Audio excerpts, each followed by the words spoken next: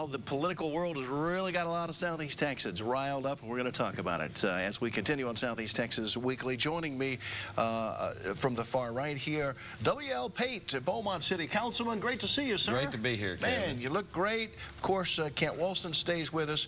And 12 News Sharia analyst James Shannon also here with us today from the Beaumont Business Journal. Good to be here. A little bit of an angle on this matter of the Sharia law, Judge. What do you think quickly about this issue? It's a bogus issue. 49 states in the U.S. is English common laws where their laws derive from. Our neighbors in Louisiana, it's from the Napoleonic Code. We're no more going to have Sharia law in this country. The contract y'all are talking about is a private thing between two entities. It's hard to believe any state Supreme Court. Slope at all. No, but it makes a great issue to put on the ballot when you want to arouse people who think somehow there is going to be Sharia law, that there's somehow a fifth column of Muslims out here trying to take over the United States. Of course, if you look at the numbers, almost half of all Republicans think that Obama is either a Muslim or a non-Christian. So it sort of ties into that. If you recall, a few years ago, we had ballot amendments in so many states against gay marriage. And Oklahoma or Nebraska are no more likely to have gay marriage than Texas. But you put it on the ballot, you stampede the evangelicals out to just block those radical homosexuals. They can't recreate, so they have to recruit. Sharia law is the same thing. Run down there to block those, crafty Muslims from taking over the courthouse. So when you come in, you have to wear a veil and bow 3 times to Mecca. It's just not going to happen. It's a phony issue. It's a Fox News talking point. It's not real, folks. Take my word for it. A demure James Shannon. Really? By the way, WL is not on the far right.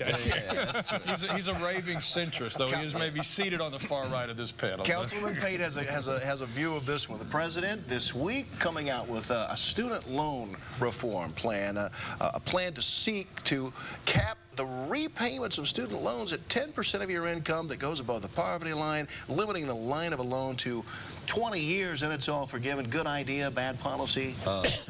It's an overreach by the president. One of the things that Kent and I were talking about was how important it is for people to be responsible. My dad, when I was 8 years old, grew up on the north end of town on Toledo Street. He said, "Son, let me tell you something. Your mom and I love you. That's why we do things for you. But we don't owe you anything." Now you got people that think it's okay to run up hundreds of thousands of dollars of somebody else's money and then go, "Hey, don't worry about that." But James Shannon, is it tantamount to handing something out to the people, to the students of America who have run up large loans? As I understand the proposal, it's not to forgive these loans outright. It's to make it more manageable. I don't see anything in what you just read that says these loans are going to be forgiven. After 20 years? The terms under which they're paid back are going to be altered, but no, they're not going to be completely forgiven. You still have to make your payments. My other suggestion would be, if you go to Lamar University, which is really, as you guys recall, there was an op-ed piece, rather than going to Harvard, go to Lamar, you get a better education, and it costs less. So the student loans, number one, would not be $50,000 a year like 123 colleges in the United States of America charge you, and the average person doesn't make $50,000 a year. So are they overcharging when they have $25 billion in an endowment fund? I would think, oh yeah. I see where you're going. I like your style. Will Southeast Texans give the administration a pass on this matter of the Solyndra issue? This week, executives testifying before Congress that they lost like $500 million in this overall plan. Taxpayer dollars. All took the Fifth Amendment, said, I don't have to incriminate myself. Is this a bankrupt company doing what troubled companies just do? They just cover the idea that they may be in trouble, or is there a real scandal involved in Solyndra? I think the administration probably was advised to lend Solyndra money. There's people on Obama's staff that warned the administration about giving this loan. The memos bear that out. But I want to keep one thing in perspective. Throughout the history of this nation, it's political or governmental sponsored research that has led to the technological developments that we enjoy today. And if we don't reinvest or invest in these companies, we're going to lag behind the world. We just have to have alternative energy technology and research, huh? And not only that, it's the oil companies just won't do it. Well, no, but if you've noticed, the House Republicans now are hostile to any alternative energy scenarios. Every proposal they have involves eliminating alternative energy funding.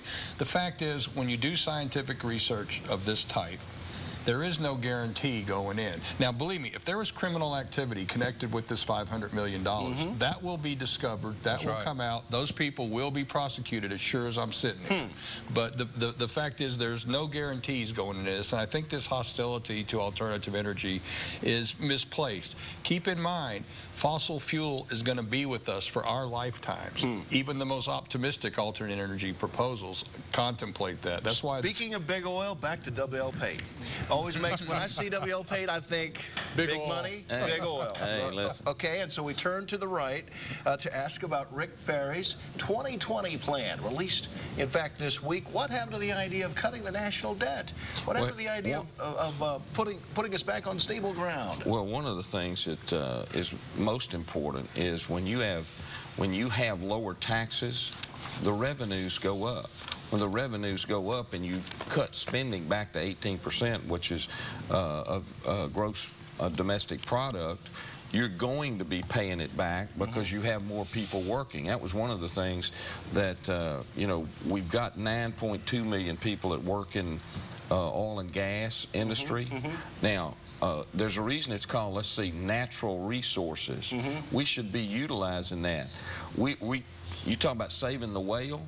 Once Spindletop hit, the whale population increased because they weren't burning whale oil anymore. I mean, there's a lot of things that a lot of people don't really think about. Beaumont saved the whale. But WL, in 150 Beaumont was years, saving the whale. We're not going to have any fossil fuels. Quickly, we better prepare for that. Oh, prior planning prevents poor performance. That's right. True. The U.S. Senate in play in 2012. Is it time, from the center, is it time for Senate Democrats to begin distancing themselves from the president? Well, I think you've seen that. The last job bill, he had a lot of Democrats that didn't vote for it. They're thinking back to that last election where these moderate Democrats who aligned themselves with the president were defeated by Republicans. The anti-politician, Herman Cain. How Southeast Texans are seeing that when Southeast Texas Weekly continues. Stay with us.